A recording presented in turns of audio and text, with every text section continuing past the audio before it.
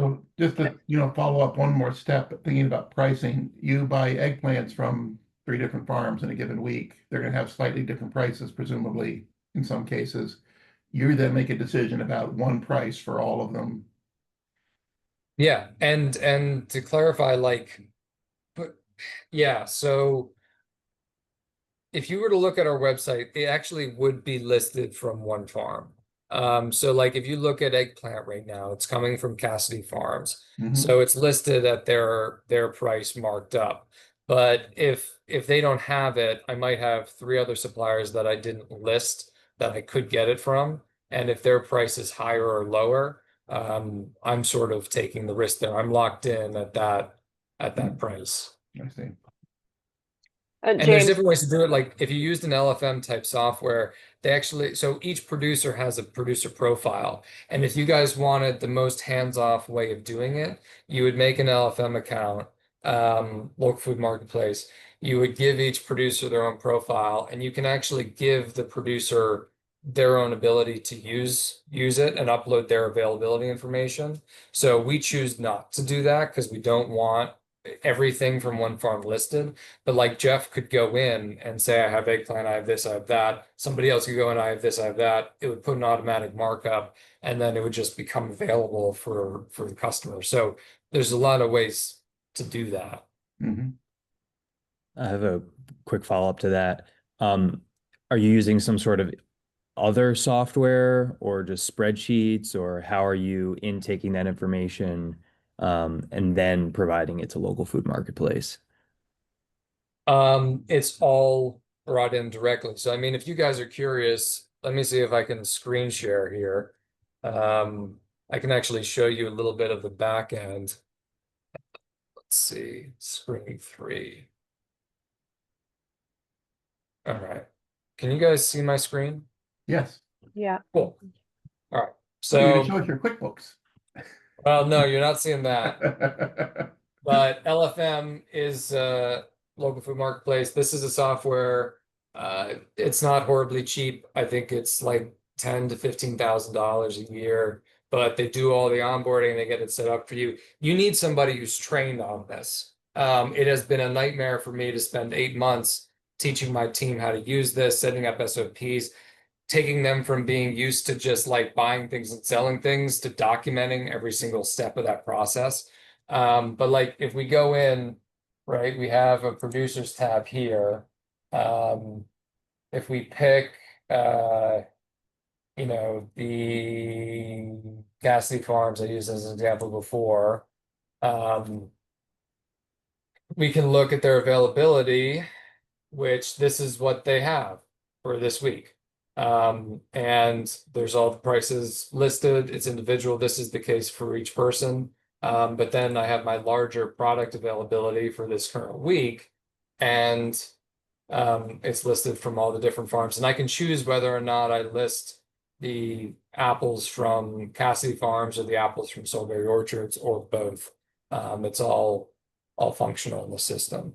But who's So going back entering to the the data? I'm sorry, to answer Dylan's question. I don't use external spreadsheets. I get sent a list, an availability list from the partner farm, and it is my wholesale manager's job to go in Hmm. and directly put in the information from Cassidy Farms into their farm's availability, and then everything happens internally from there. So your wholesale manager must have some very busy few days every week. He Trying to hates handle all this Mondays. data and then decide what to put out to the world.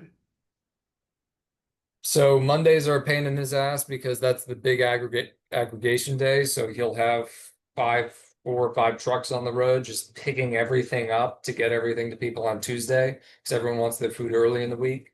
And then Wednesday he has to collect the availabilities and get it all in the software. And then Fridays he has to intake all the orders and then submit the purchase orders with all of the partner farms, and then he has to do it all again the next week. So it's a flow that keeps going. So and you're picking up from your partner farms and delivering to your customers both. doing the pickup and the delivery? A lot of logistics. I would recommend, especially if you're starting on a smaller scale, require your farms to drop off at the central site. Again, I don't fully understand how you guys are structuring it. As our company gets bigger, and if we can open a warehouse in a more centralized location, we can start to expect people to drop off to us. But we're still small enough and we have a out of the way enough location that it's not really realistic for us to expect a lot of smaller growers to drop off on our farm. And it's a selling point that we're able to provide that logistics. It really helps a lot of people out. So we have our own trucks and we take care of all of it. Yeah, we hear a lot from growers that that issue of pickup delivery is a big one, and any system that allows them to simply have the stuff ready to be picked up at the farm is a big benefit. Right. Well, no, that's a big selling point for all the institutions that we work with. You know, because we're buying and selling, we don't always have the best price. You know, if they send a truck down to the cheapest farms they could find, they could probably save money that way. But providing delivery, making the process easy for them, fulfilling on tight schedules. One of the reasons, and not to toot our own horns, but one of the reasons why Fairgrown has grown quickly is because people know if they place an order with me, it's going to get there. I'm not going to like be 3 hours late. I'm not going to say, no, we only have like 3 cases and you ordered 40. We're going to make it work for people.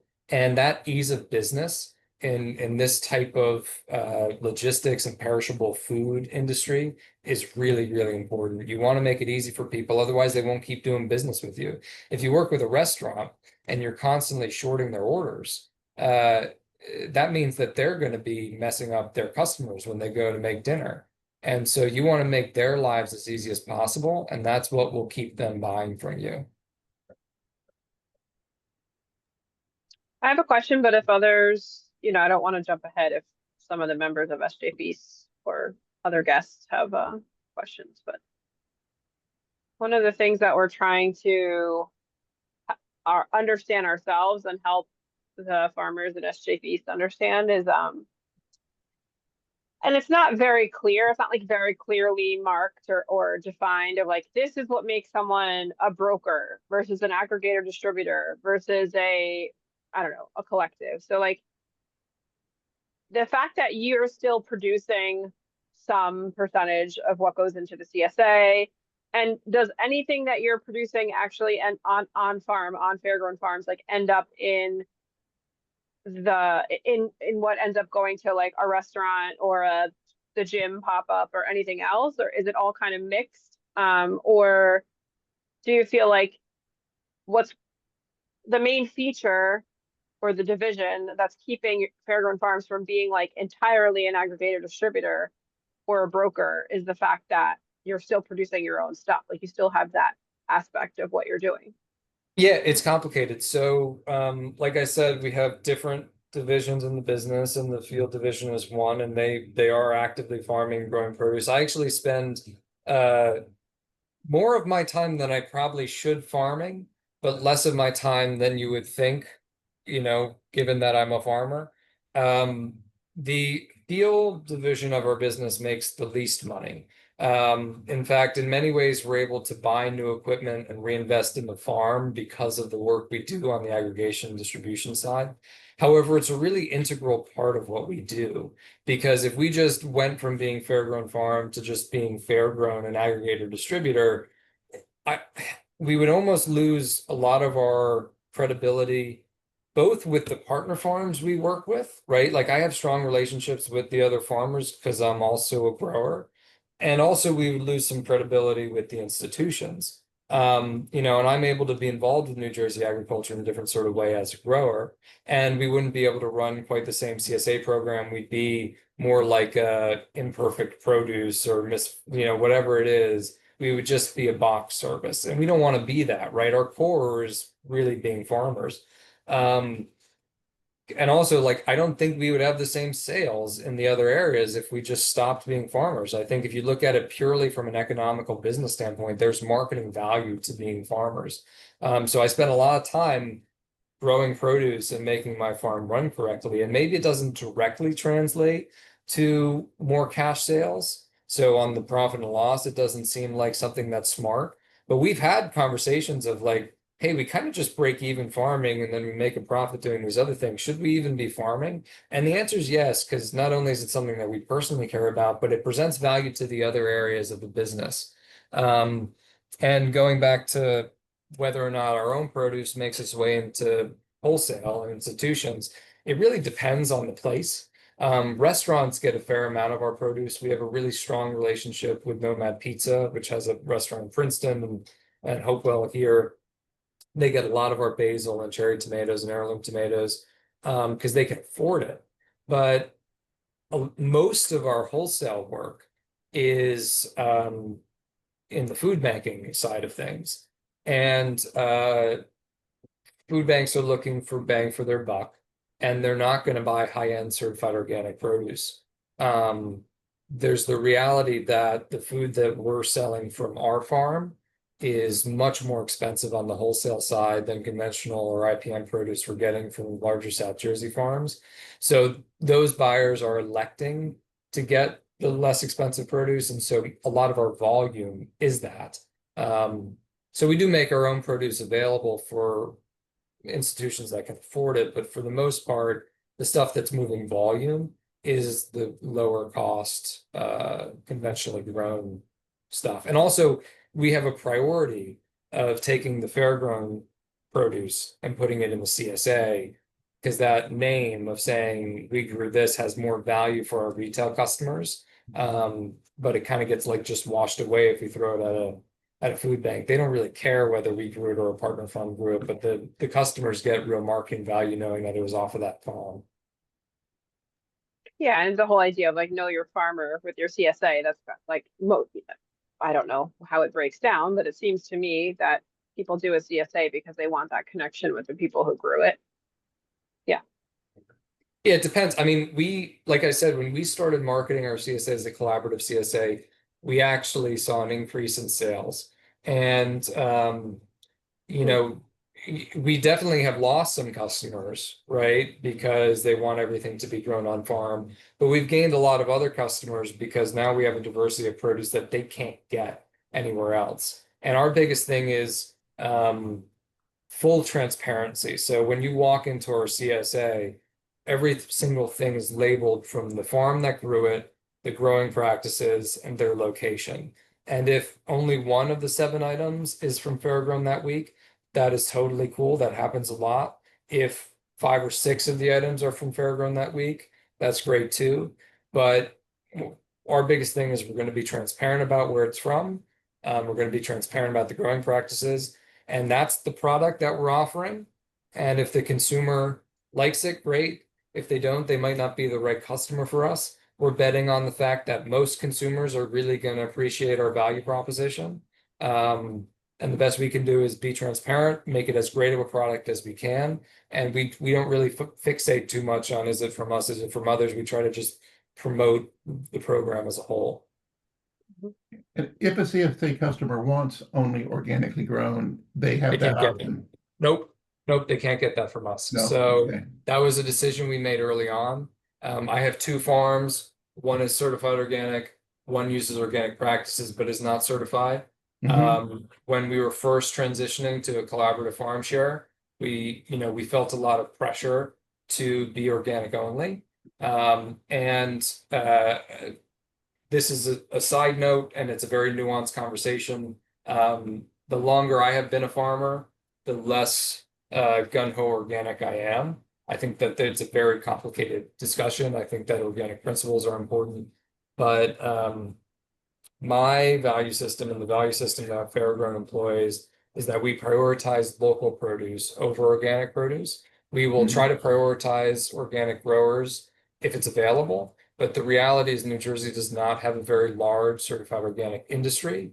And even the people, smaller scale people who are using organic practices like Brancocas Creek, who aren't certified, they don't have the scale to meet us. And also they, quite honestly, oftentimes don't have the professionalism in wholesale readiness that these larger farms have.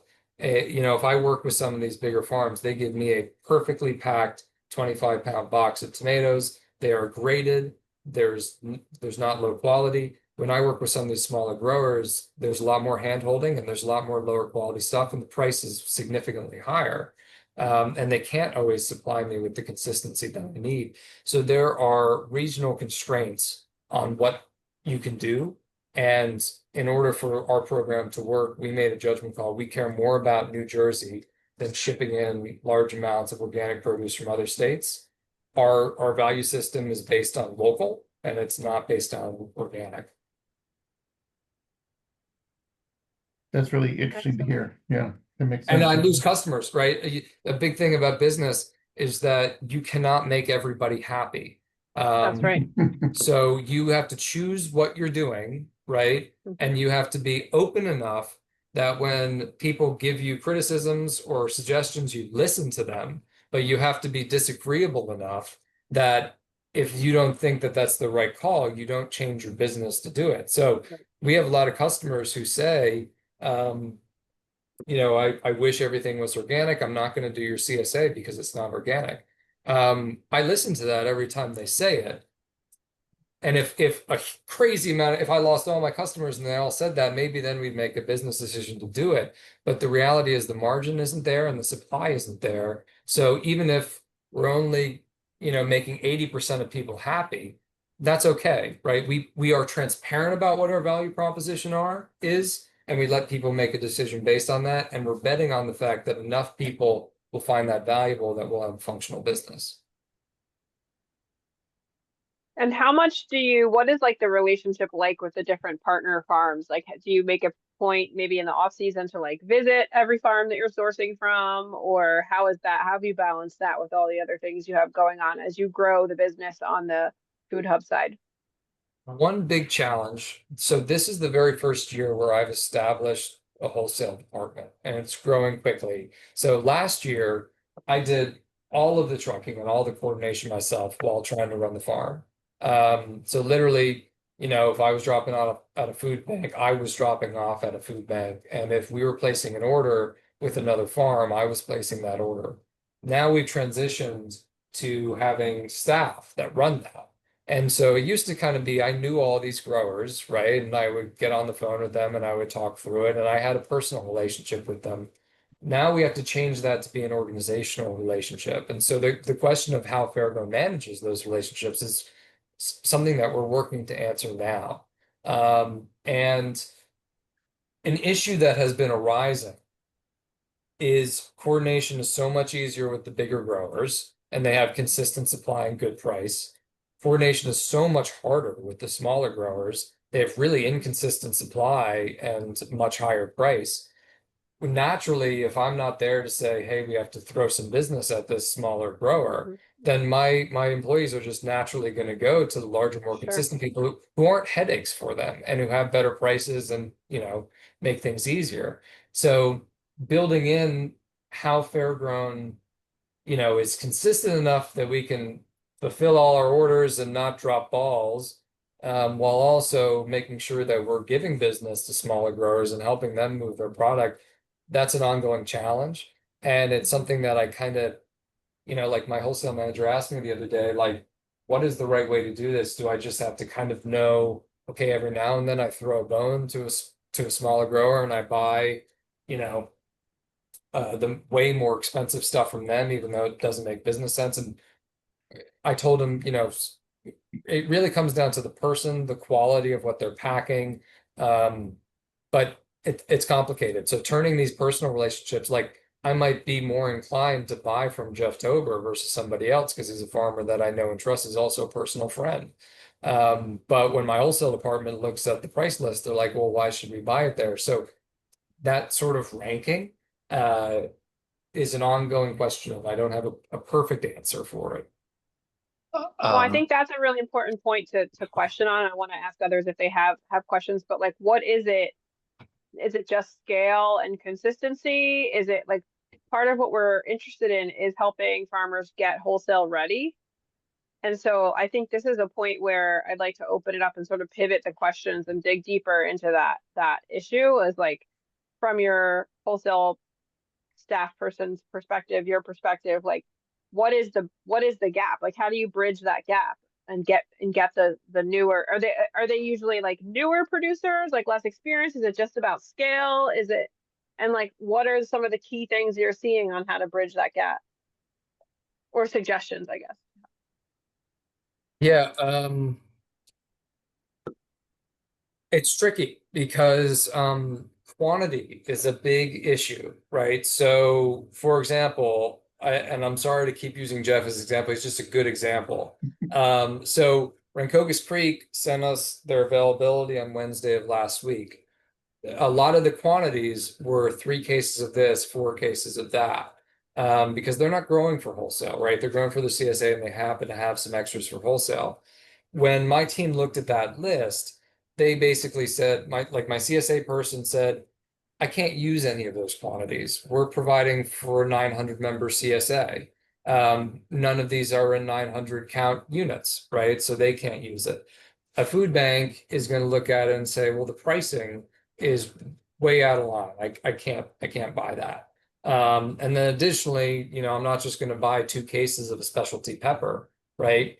And so how do we move that product, right? Does my wholesale guy spend a huge amount of his time trying to sell a low margin product? Does he do it out of a favor to Jeff? You know, do we try? I don't know. So, but I looked at that and I said, okay, we haven't bought from Rancocas very much. Let's try to get some extra stuff. So my team said, okay, I'll buy a case of this and I'll put it out for extra sale. We'll buy 2 cases of this and we'll throw it at the farmer's market.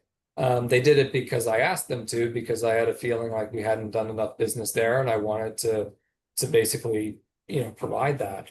But then they placed an order with Jeff for 2 cases of something. And I said, guys, that's not enough. You have to order some more, because if we're sending a van there and we're buying a case for $20 and we're selling it for $30 and you're buying 2 cases, we're only making $20 of profit on that deal. And there's probably like $60 or $70 of logistics costs that went into that. So yes, we want to throw in business, but also now that we're going there, beef that order up and find a home for it. You know, and also, you know, if we're already going there, maybe pass on some stuff at cost to a food bank, try to get it moved. So it's complicated, and a lot of it comes down to, like I'm saying, the role that you see as that food hub, right? Like ultimately our primary role as a business is to keep our business alive, right? And so we do kind of do those extra things of like, okay, well, let's buy an extra 5 or 10 cases to maintain that relationship and make it work. A lot of that is sort of done in spirit, but you know, it is part of our mission to support New Jersey agriculture, but our primary thing is to just keep our business functioning and growing. Now, if our mission was more grower oriented, right? If we had more of a nonprofit incentive and we were trying to just move all the product, we would be in more of a position to provide wholesale readiness. Like I've submitted some grant applications, like I did an LFPP grant. And if I got that, it would give us the external resources to pay more attention to the smaller growers, even though it's sort of outside our normal wheelhouse, because we kind of had external funds to support that. So yeah, I would say for us, we aren't quite able to handhold too much through wholesale readiness. We provide the sales opportunity and then see if the grower is able to meet it. But if we had grant funding with some of the stuff I've applied for, or in your situation, you might kind of be able to provide more of that handholding and get somebody gradually to wholesale readiness. We kind of just provide the opportunity. If they can make it work, great. If they can't. And we I would guess love to be able to. My follow-up question after Ben asks his question is like, if you could give some thoughts to like, what does that wholesale, we hear this term wholesale readiness, but from your perspective, like, what does that look like? If you had gotten the grant, what would you be providing to growers to get them to that point? But I'll Ben, go ahead.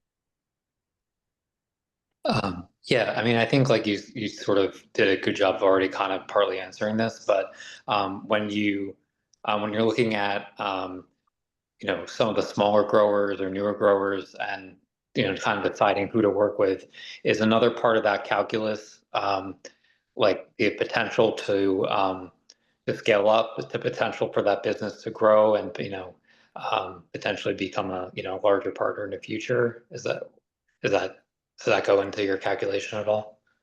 Yeah, so yeah, and again, that's kind of the gut feeling of like trying to throw business at somebody and build a relationship versus like the on paper profit and loss of it, right? And a lot of running a functional business is having that gut feeling, following it, and then it turns into something in several years.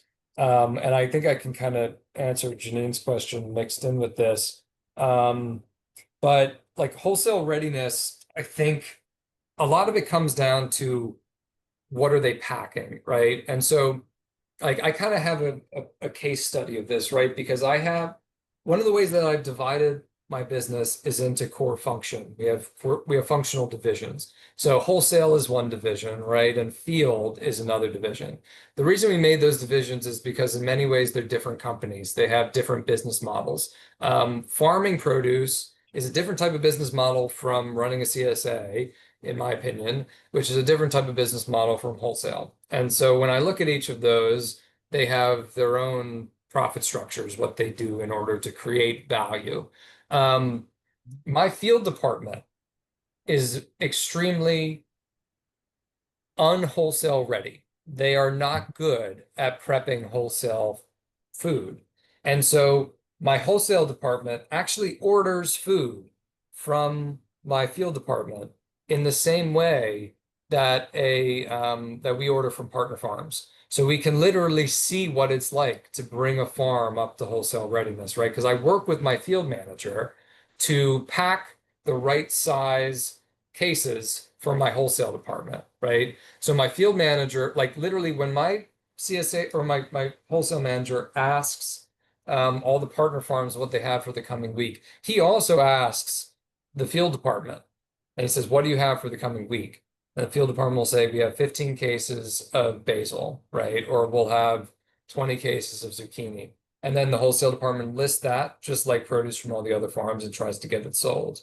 What that means is that and this actually happens, my wholesale department will issue a PO to my field department and say, we are buying from you 20 cases of zucchini. And then it becomes the field department's job to fulfill on that. So they have to be able to pack in standard case sizes. They have to be able to wash correctly. They have to have good quality produce to start. They have to store it right. And all those are the same challenges that a farm approaching wholesale readiness would have to face. And that's what like if you literally talk about the larger wholesale market, you don't buy zucchini by the pound or by the piece. There are standard case sizes. Does anybody here know what case size zucchini comes in? Does anybody know? I do not. 22 pounds. But Right. what's the actual physical case size? That's the weight on a case normally. Half bushel? Half bushel, exactly. So nobody packs zucchini in bushel cases. That's just not how it goes. Maybe 1 out of every 50 people will do that. But when you buy zucchini, you buy them in half bushels and they weigh between 20 and 22 pounds a case. So if you're packing zucchini for wholesale, you're packing in a half bushel and it's either graded as number ones or mediums or sometimes larges. That is what wholesale readiness means. Because if you're just selling it by the pound, it doesn't practically work with a lot of different types of buyers. Now, if you're working on a small enough scale to restaurants, you can do that. But when you're talking about really scaling these systems, and when you're talking about working with 17 different partner farms, right? If one partner farm drops an order from zucchini and you have to source it from another farm, they better be packing you half bushels. You need standardized case sizes. You need to be able to store it all the same sort of way. So are they washing correctly? Are they packing it? Are they packing it in standard case sizes? Are they storing it in a way that's not going to be low quality? Those are the parameters. So you can present those parameters to a farm, and then it's really a matter of walking them through the process and providing them with the support. If they've never packed zucchini in a half bushel case, talk with them how to do that, show them that those are the requirements you have, and then help them get there. So that's my question, is about when you look for new partners, do you have on your website, or is there a PDF of like, here's our requirements to work with us? Because that's If you what we're were, trying, one of the things we're trying to develop for SJPs is like buyer profiles. So what are the requirements to work with this buyer? Whether it's certifications, packing standards, grade, like availability of certain grades or whatever, you know, like of products. Like, do you have that available somewhere, or is that something you would have built out if you would have got this LFPP grant? so if you were to talk with Common Market, they would have that exact thing for you. They would require gap They do. certification, they would have certain pack sizes. Fairgrown is a little bit more sort of scrappy, where we do, you know, like we do take it a little bit more person by person. We have individual conversations there. We don't at the moment have like a published list, but if we were to get that LFPP, part of it is we'd have an MOU with the partner farm that would explain what types of resources we had. We would have like a resource packet that would involve all of that information. At the moment, we don't really have that, and most of the farms we're working with are familiar with it. It's not yet really part of our core function to take these smaller farms and turn them into bigger farms, but that's definitely something that you would want. And like Common Market, that is part of what they do. And so they have a sheet that says we require you to be GAP certified. These are the types of pack sizes we have, and that they're presenting that information to farmers in a way that we don't right now. And as a nonprofit, Common Market even helps. We'll go to a farm and sit with them and actually help them fill out the gap certification paperwork and stuff like that. If there's a farmer they really want to work with, right, as a nonprofit. Right. Yeah, so I'll have personal conversations with farmers that I know, right? They all have me as a resource, but it's not something that our organization explicitly does.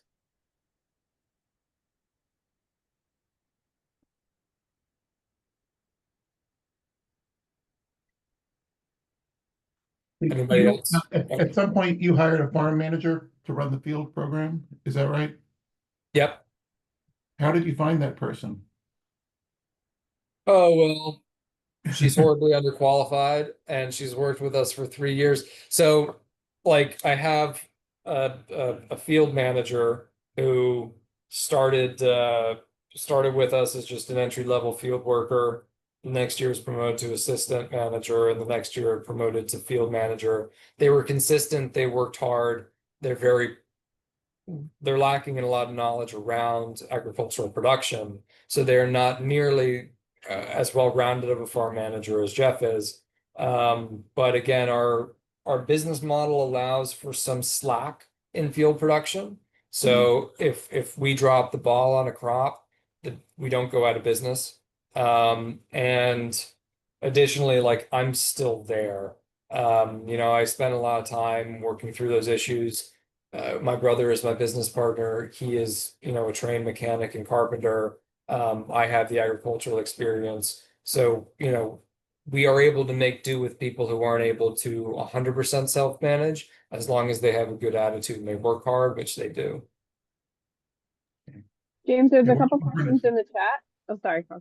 So we're looking for an assistant farm manager, just in case anyone, comes along. Can Does it help make out. the cut at Fairground? No, just kidding. So there's two questions in the chat. One is, have you considered minimum order requirements? That was going back from a few minutes ago Yeah. when you were talking about working with smaller farmers. And then I don't know if you could see the other question from Melanie, but we'll start with Dylan's. Yeah, so minimum orders are very important because, you know, like I was saying, picking up produce from Rancocas, there's a high logistics cost. And, you know, if we're just delivering a $50 order, we're actively losing money. So, like, my wholesale department is pissed because I made a deal with Rutgers University. We're one of 3 produce suppliers now for Rutgers University, and the only farm that's on there. And, it sucks because they don't give us very good prices. And right now it's summer, so their order volumes are nothing. They'll order 1 case here, 3 cases here, 1 case here, because they have all these different drop-off locations. So we're fulfilling $40 orders to Rutgers. There might only be That's $10 there might only be $10 of profit on that order. And our logistics cost, I mean, people are making between $20 and $30 an hour. We have trucks that are worth a lot of money that are depreciating. We're burning diesel. I'm probably when I fulfill a $40 order to Rutgers, I am actively losing $30. And additionally, you have to generate a certain amount of profit to cover all your other overhead expenses. So if I only did business like that, we would be dead quickly. Now, again, we're talking about, or we talked about earlier, gut judgment calls in an effort to build a relationship over time. And, we're actively losing money on these Rutgers orders, but I want to prove to them that we're able to fulfill. And I want my wholesale department to be very, very consistent, which means even when they're really low, we're taking care of them. And we're betting on, or we'll evaluate in 3 months if those volumes change to a point at which it's profitable. And if after 6 months it doesn't make sense, then we'll cut them as a customer. But there's value in that relationship. So anyway, Rutgers knows that we have a $200 order minimum, but they're just placing their orders. They're such a big institution that they don't care, and I want to be consistent with them.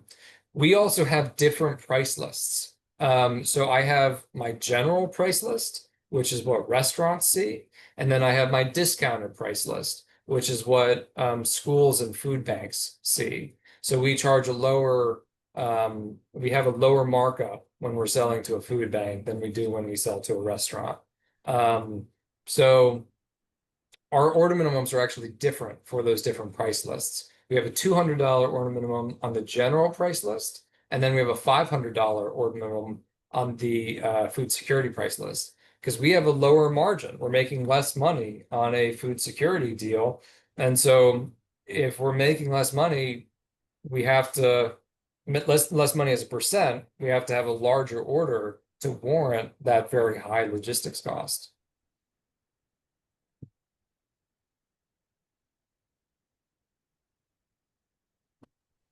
Then Melanie has a question about how many employees you have, and maybe you want to talk about that specifically within the different divisions, like farm staff versus wholesale staff versus fulfillment, etc.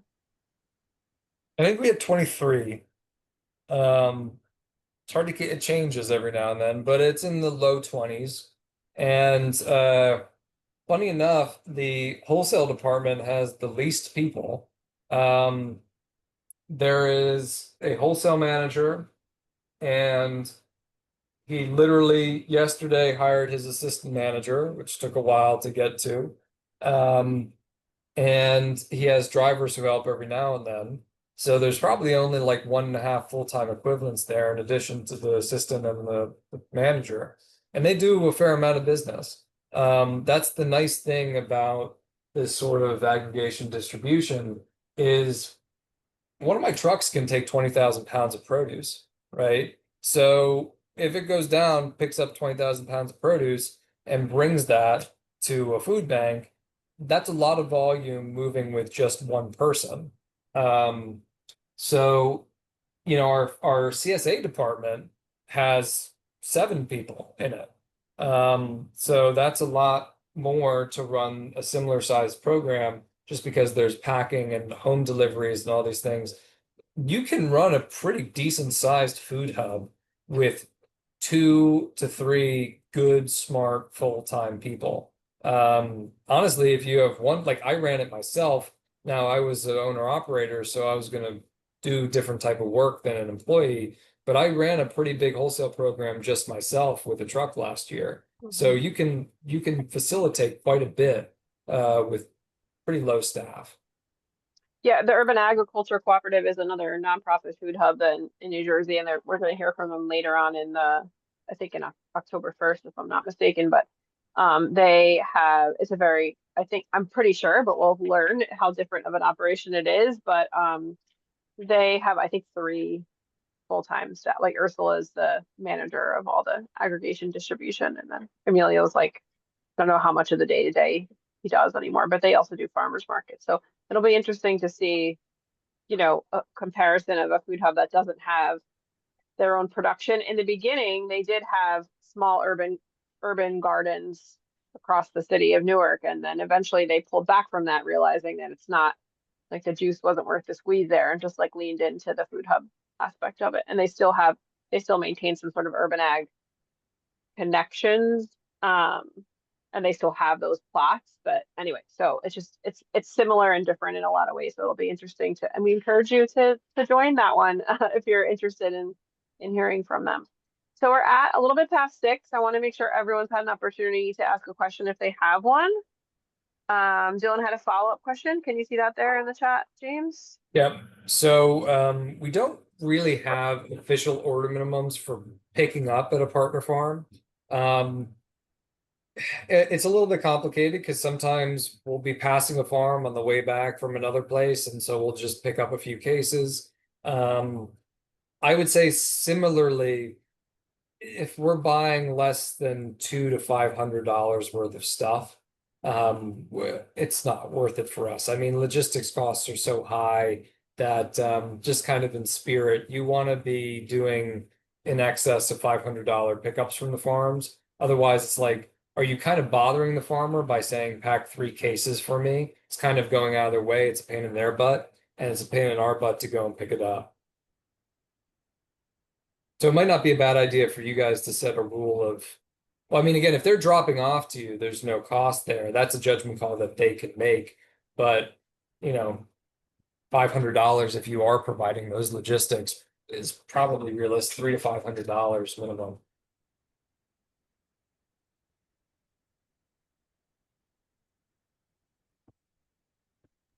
Unmuted. I also think it's a scale thing, right? Like you have to figure out what is the scale. You said 900 CSA customers. Like, you know, you obviously, people can figure out a profit or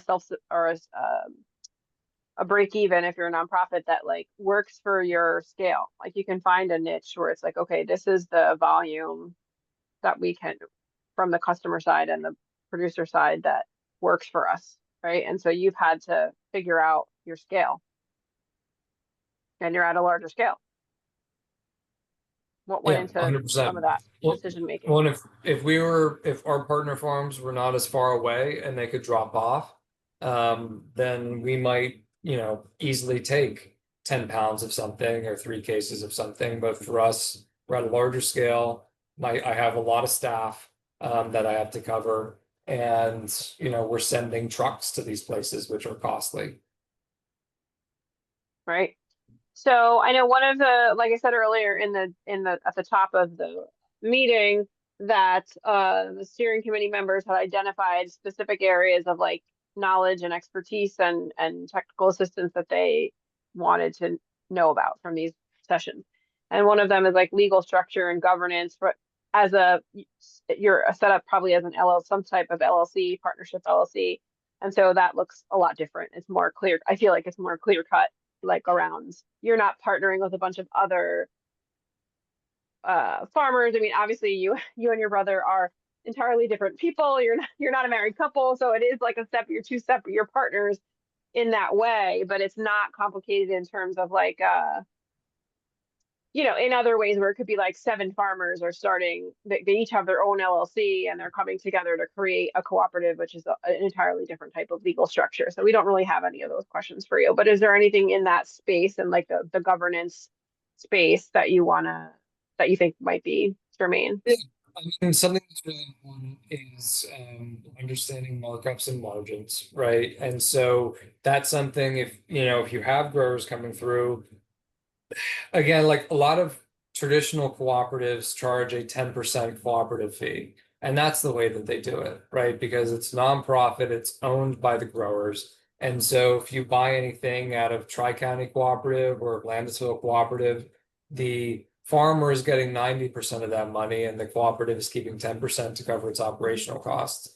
We buy things at a price and then mark them up and resell them. So it's a different type of thing. We still basically get a percentage at the end of the day of profit, but we're making calls on how much we have to mark things up. So depending on which of those, depending on which of those 2 routes you're going, you have to pay a lot of attention to what your operating costs are, and understanding, it's if you're running a cooperative, you are running a business, and it could be a nonprofit. It could have all these really great intentions, but if you don't have the volumes and you don't have the margin, then you're going to be running in the red and it's not going to last all that long. So, Mhm. you know, whether it's thinking about the cut you're going to take from the grower or the amount you're going to mark it up from the grower, understanding, you know, a profit and loss statement of, you know, this is how we're going to survive, this is how we're going to cover our costs. I think that's a really important thing, regardless of what your legal structure is. That's a really good point. I'm not sure if I'm muted or unmuted because I'm typing the notes, You're but unmuted. yeah, no, that's a really good point, and it's so true. And I think something that people sometimes don't think about, and very important to keep in mind for sure.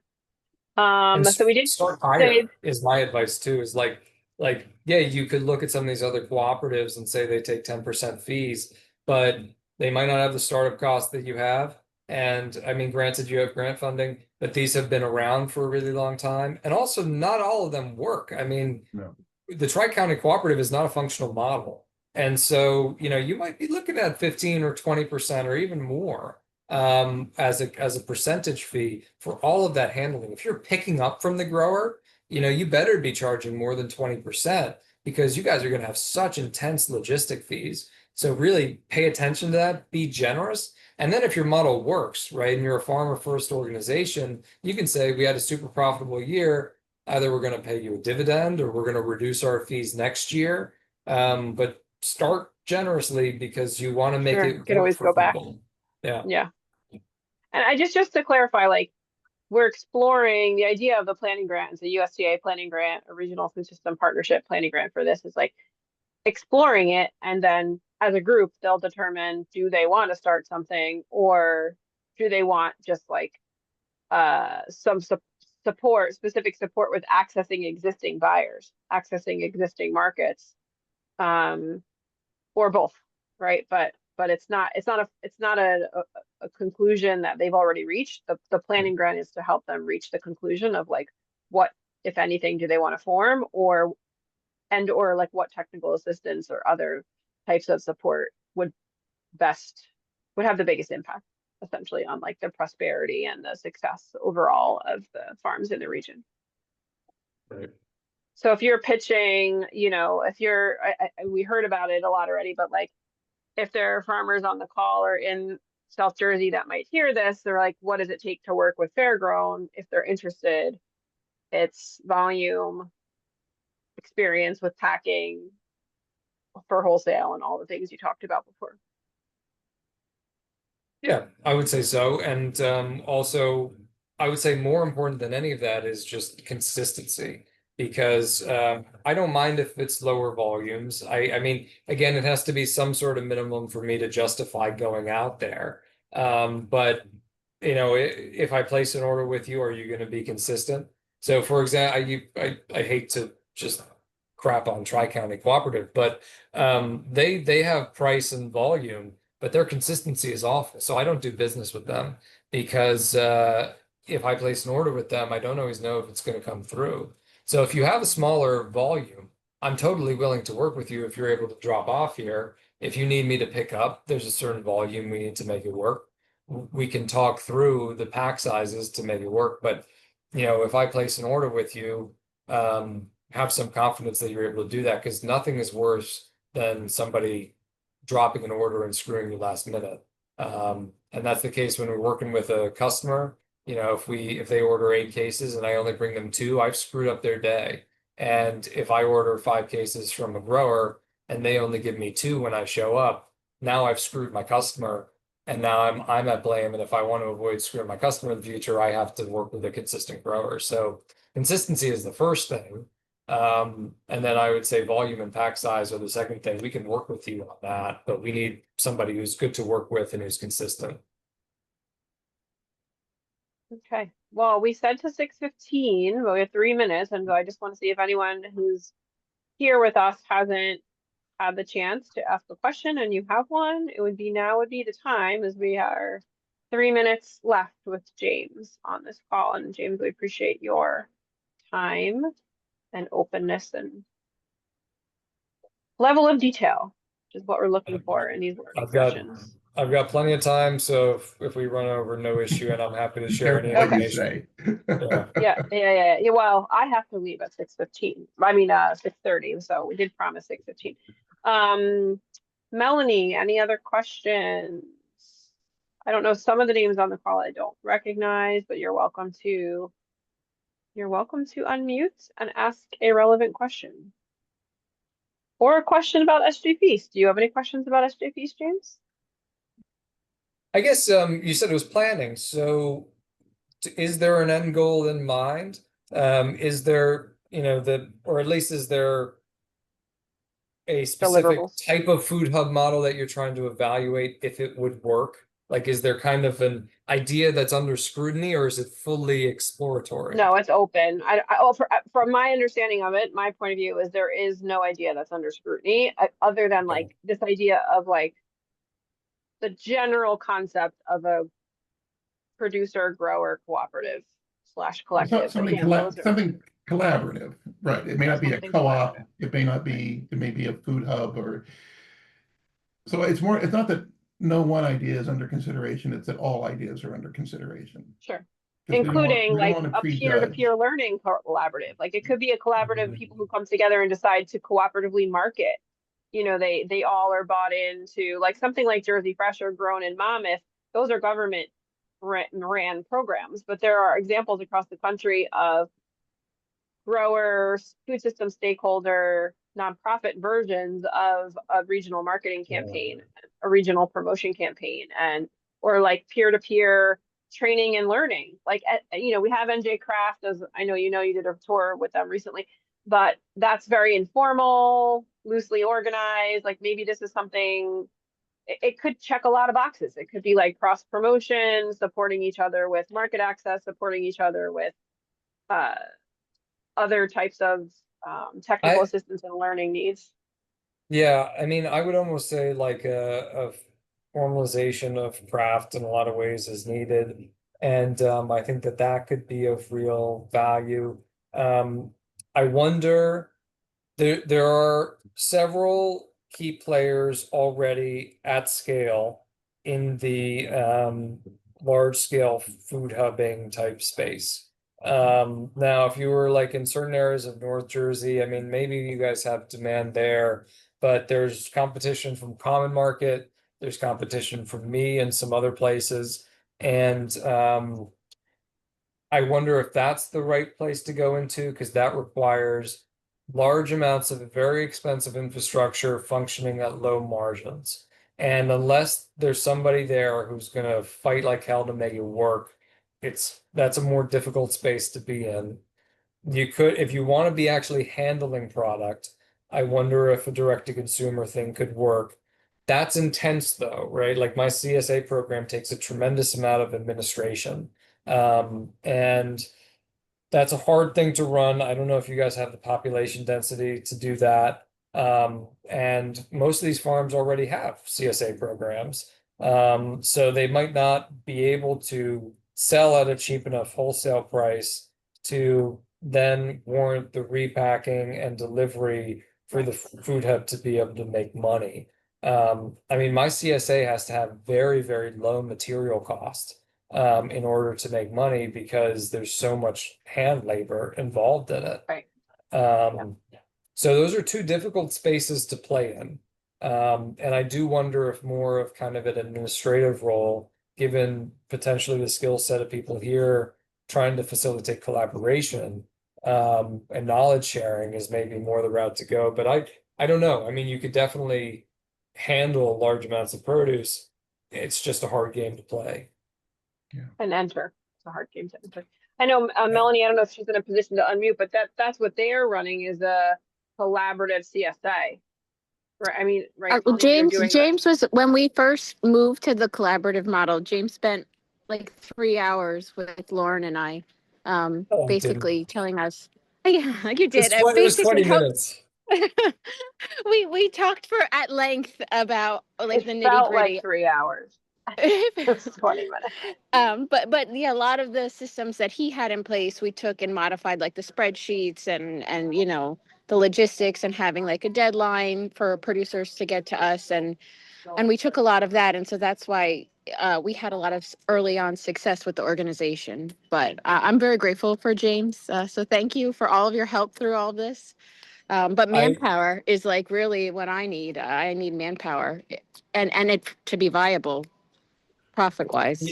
Yeah, I don't think we deserve that much credit because I think I spent a half hour with you and I don't think I gave you as many tools as I could have. But there's other people who have done things like that. I mean, we work with it's called Indigo Valley Farm, Safon Pickett, and she was part of the Rutgers Beginning Farmer program. She was only looking to sell 20 CSA shares, but she ended up selling 200, which is a problem I've never had of overselling. It was amazing what happened to her. And she did not Where's know Indigo how. Valley? Where's it located? Indigo Valley Farm? She's literally, I mean, currently she's literally running out of the Rutgers Beginner Okay. Farmer program in Cream Ridge. So it's the Rutgers facility in Cream Ridge. Yeah. But it was amazing. Beginner farmer. I forget where she got listed, but it was somewhere where she could accept SNAP and do other stuff. And she just got into this situation where she had 200 members and she's only expected 20. So what we did is we talked her through how to run a collaborative program, right? And we provided her with the supply of produce. So she's actually able to buy produce from us, put it in her CSA and sell it and make really excellent money. But she doesn't have to kind of do all the back end aggregation work because it would be such a pain in her butt to get 8 different things from 8 different farms and bring it all together.